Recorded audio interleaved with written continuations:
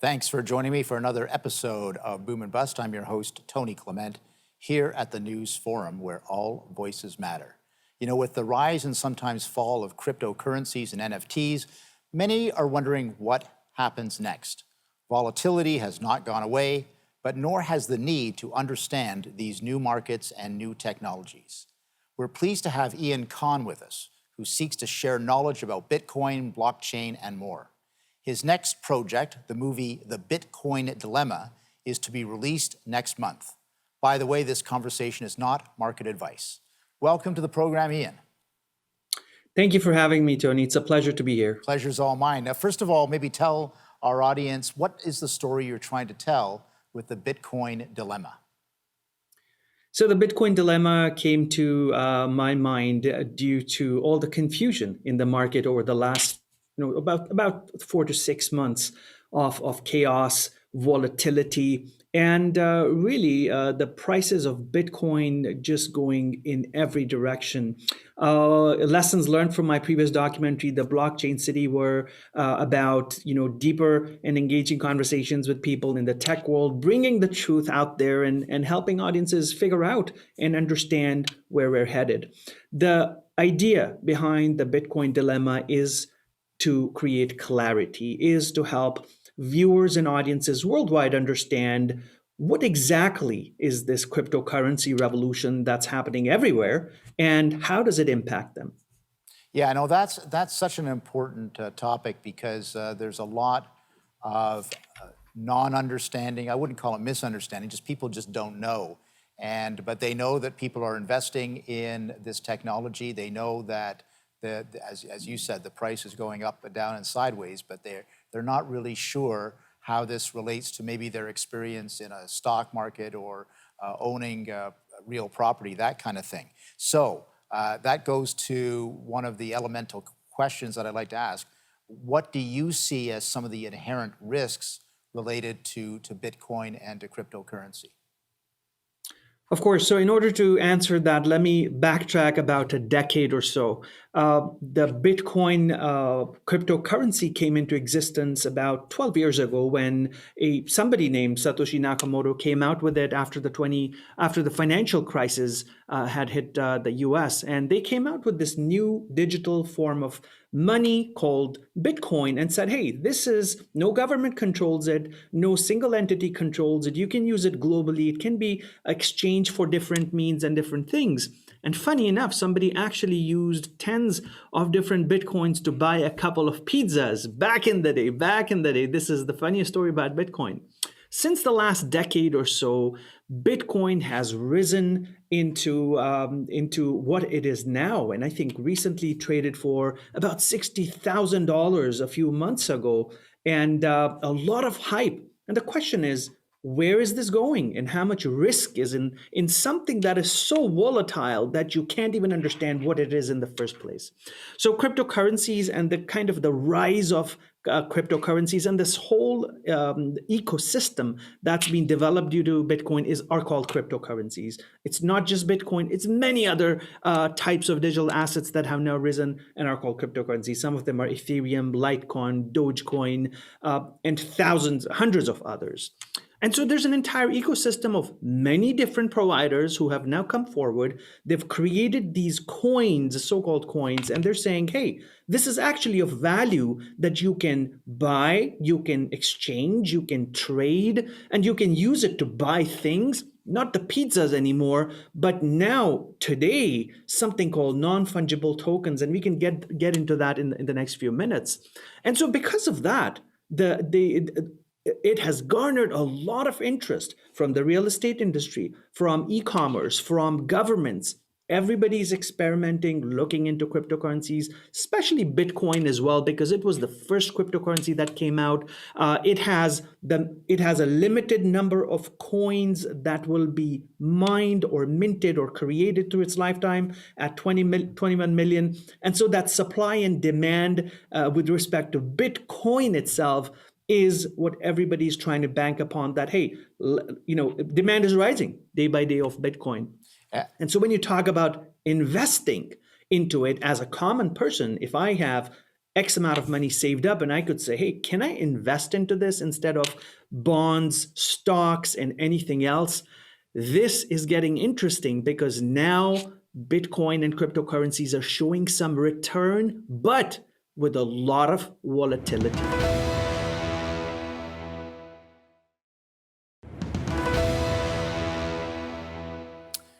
Welcome back to Boom and Bust. I'm your host, Tony Clement, here with Ian Kahn. He is an educator and expert on cryptocurrency, Bitcoin, and non-fungible tokens and other things beside. He's got a new movie coming out called The Bitcoin Dilemma to be released next month. Ian, a number of different ways I could go here, but let's again put on our hat as an interested observer. The common thing I hear when I talk about Bitcoin and other cryptocurrencies is, well, it's not real. And then I guess my rejoinder is, well, take that $20 bill out of your wallet. How real is that? So go through where the confidence in cryptocurrency comes from versus the confidence in government-backed fiat.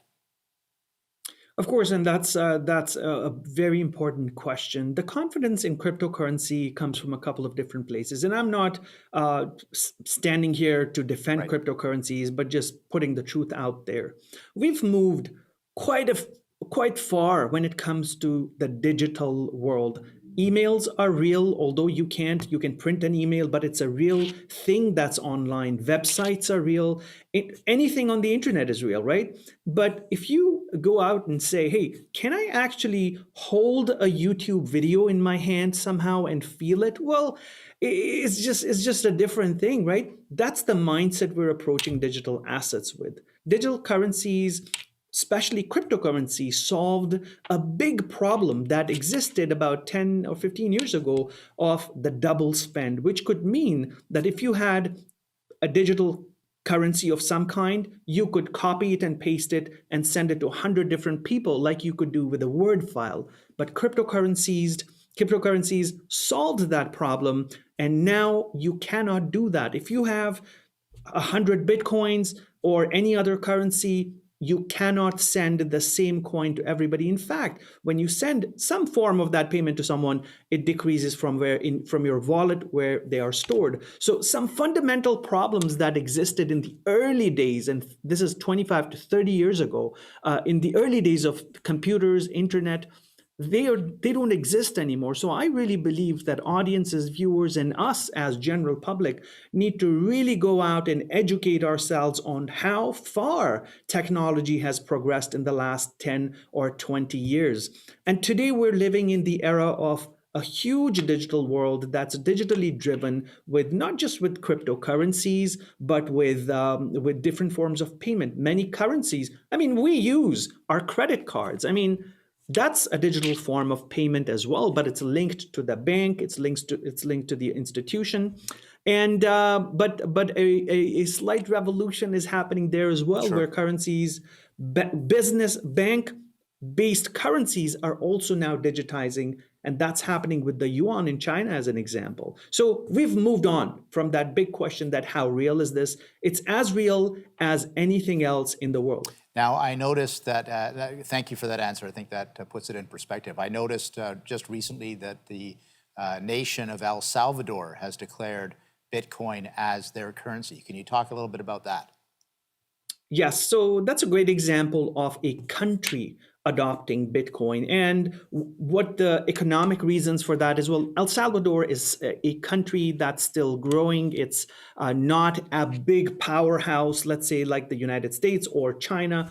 It's a country that's struggling a little bit with its economy, similarly with many other countries, maybe Venezuela or Cuba, or there's many examples of countries that could benefit from a much stable economic system. El Salvador has announced that they're going to adopt Bitcoin as a form of payment and adopt it as a currency, which means they're looking at a different economic system, maybe to bring more stability to the country, and they're banking on Bitcoin as a globally neutral currency that's not connected to gold, that's not backed by any specific reserve or a country to create that neutrality. So if I hold Bitcoins here or somebody else holds them in Germany or China or Spain, we could all go to El Salvador and spend our Bitcoins and get services and so on. So it's a different financial model, a different economic model that a country has now adopted, which opens the way for other countries to look into this. The question becomes, is Bitcoin going to become the de facto currency for the rest of the world? I think we're many, many, many years away from that, because the current financial systems across the world in different countries are great. They've done a great job so far, but can they be changed a little bit? There might be an opportunity. It's going to be very interesting to see the interplay between government-backed currencies and the disaggregated model that is Bitcoin and these other currencies. I'm going to dig a little bit deeper on those questions after the break. Please stay with us as we discuss these matters with Ian Khan. We'll be right back.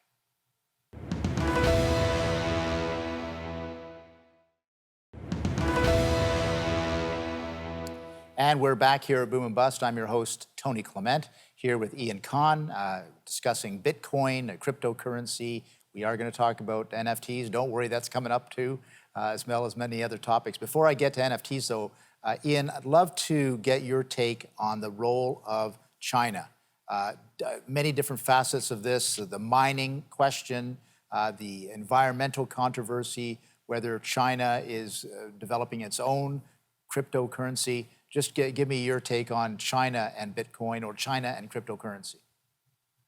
So China undoubtedly is a powerhouse. It is a major economic driver in the world today. And there's many analysts and predictions that talk about China, but in the next decade or 2 decades, China is expected to become pretty big. Now, China has been doing really well over the last few decades. They've been building their manufacturing capacity, their energy reserves, and they've invested a lot in their infrastructure. With respect to the economy, the economic, the currency, the yuan, China, first of all clarity, we sometimes don't know what's happening in China because it's not very open in disclosing the things that it's working on. What we're seeing is that China is in the process of digitizing its yuan, whether they're creating a cryptocurrency based on the yuan or just revamping their existing financial system in a way where the yuan is a type of a cryptocurrency. We don't know that because there's no clarity. They've done pilot projects which they've succeeded in. And the question now becomes, what is their objective of doing this? Would the yuan become like the US dollar that's globally accepted? And is it something that everybody else would peg their currencies to? It's very much possible that China wants to do that in the next decade or so, I would say. And there isn't a lot of clarity on it, but based on what is happening, China definitely is targeting to become a major economic power globally. And we need to see what happens with that in the next few years. Now, one of the things that perhaps precipitated the drop in Bitcoin and other cryptocurrencies recently was this basically social media attack, if I could put it that way, based on the fact that in order to keep the system going for Bitcoin and to mine Bitcoin, it expends a lot of energy. So one of the things I've heard, though, is that a lot of the mining is going on using energy from a hydroelectric dam in China, which has a lot of surplus power, and obviously it's clean power because it's hydroelectric. Do you know anything about that? So Bitcoin definitely started off, and we're talking 10, 12 years ago, it started off as this heavy, energy intensive operation that just sucked all the energy from the local grids and electricity. It did that in the beginning. Of course it did that. There's no doubt about it. And so for that reason, in the first few years of Bitcoin, companies who were mining Bitcoin, which means they were powering the network that created these coins and minted Bitcoins, the digital currency, they set up shop in countries like Iceland, where energy was cheap, or in other countries, and China as well, where energy costs were really, really low. Now, over the last decade or so, so the energy Bitcoin network consumes has dramatically gone down. It has really decreased. And right now, going forward, I really anticipate that it's going to consume less and less energy. There's also the usage of renewable energy sources that Bitcoin miners have started using.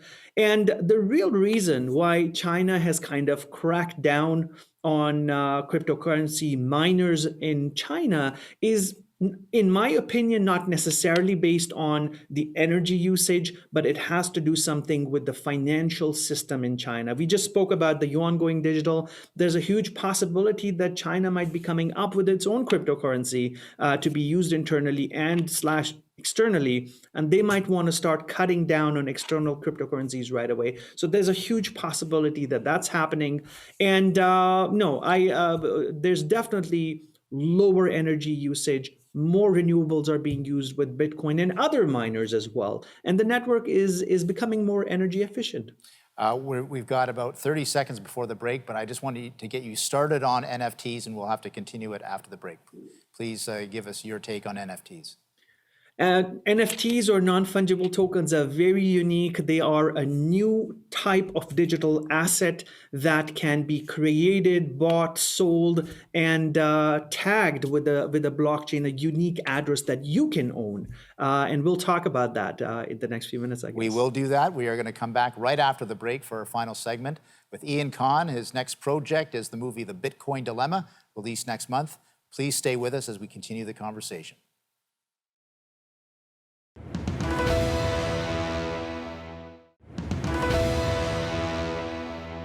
Welcome back to Boom and Bust. I'm your host, Tony Clement. I'm here with Ian Khan. He is an educator when it comes to cryptocurrency. He is a futurist, and he has a new movie coming out called The Bitcoin Dilemma. We were just talking about non-fungible tokens or NFTs. Please continue with your analysis of this new aspect of crypto. So, Tony, the digital ecosystem that has been started by cryptocurrencies has grown, and we now are hearing about something called non-fungible tokens. Non-fungible tokens today are in their infancy. They are at a very initial stage, so a lot of hype, a lot of interest, and you can see a lot of NFTs in the news. NFTs are essentially a type of a digital asset that is tagged with a blockchain code. So for example, a very rough example, I could take a picture with my camera and print that picture or have a digital copy of that picture.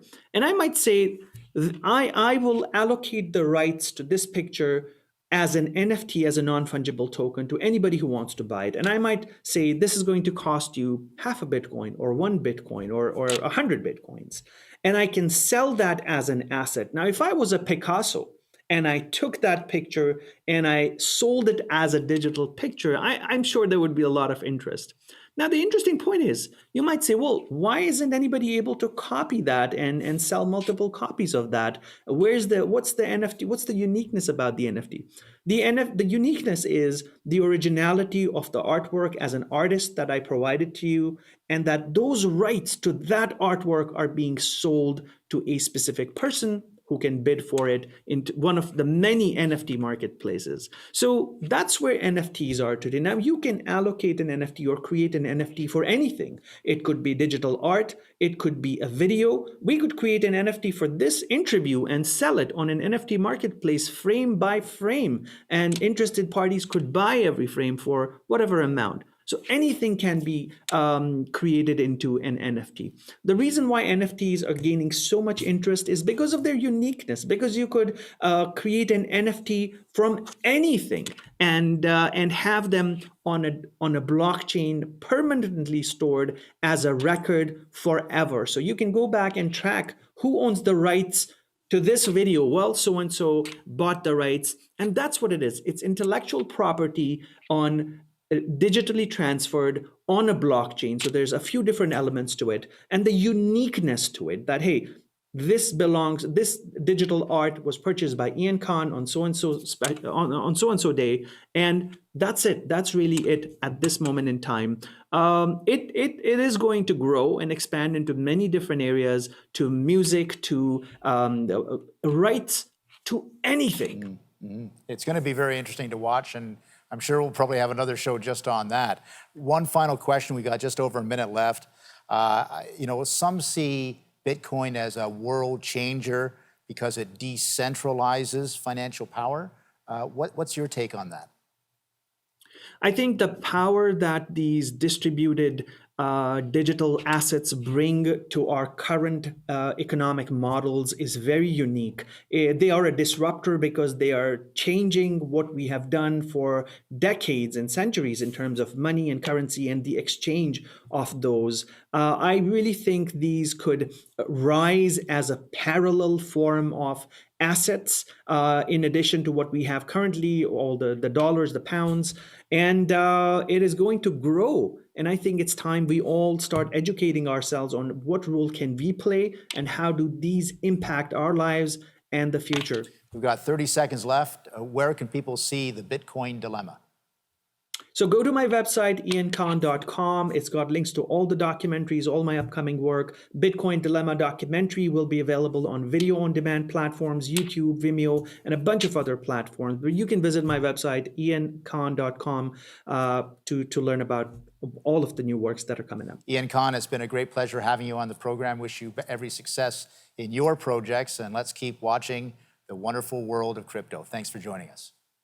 Thanks for having me, Tony. Yeah, very interesting conversation with Ian Khan there about Bitcoin, cryptocurrency, non-fungible tokens, all of these things that are rapidly changing not only the environment for money, but also the economic environment more generally. A lot of volatility out there. As I said at the outset, we're not giving market advice on this program, but very interesting to have Ian Khan's perspective, and look forward to watching his new movie, The Bitcoin Dilemma. Thanks for watching us today.